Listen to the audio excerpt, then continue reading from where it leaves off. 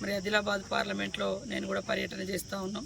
నిన్నంతా కూడా కాగజ్ నగర్, సిర్పూర్ ఏరియాలో 4 మండలాల కార్యకర్తల మరి ప్రజల మీటింగ్లను కూడా ఏర్పాటు చేస్తే బ్రహ్మాండంగా ప్రజల యొక్క స్పందన ఉంది.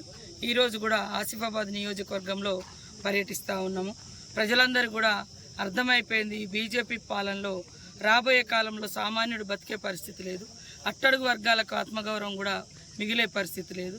భారత రాజ్యాంగాన్ని కూడా తీసేసి మరి ఎస్సీ, ఎస్టీ, బీసీ, మైనార్టీ, మహిళ ప్రతి ఒక్కరి స్వేచ్ఛను హరించే విధంగా, హక్కులను హరించే విధంగా, రిజర్వేషన్లు తొలగించే విధంగా బీజేపీ ప్రభుత్వం కుట్ర చేస్తుందనేటువంటి విషయం కూడా స్పష్టమైంది. కాబట్టి ఆదిలాబాద్ పార్లమెంట్ నుంచి ఆత్రం సుగుణ గారికి ఒక టీచర్కు అవకాశం ఇచ్చింది కాంగ్రెస్ పార్టీ. అందరూ కూడా ఓట్లేసి ఆడకూతురును మొట్టమొదటిసారి ఆదిలాబాద్ నుంచి మరి పార్లమెంటుకు పంపించాలని పేరున కోరుతా ఉన్నాం. మరి 2వ తారీఖు నాడు 3 గంటలకు సీఎం గారి యొక్క 2వ తారీఖు నాడు 12 గంటలకు సీఎం గారి యొక్క ప్రోగ్రాము మరి ఆసిఫాబాద్ నియోజకవర్గ హెడ్ క్వార్టర్లో నిర్వహించడం జరుగుతుంది.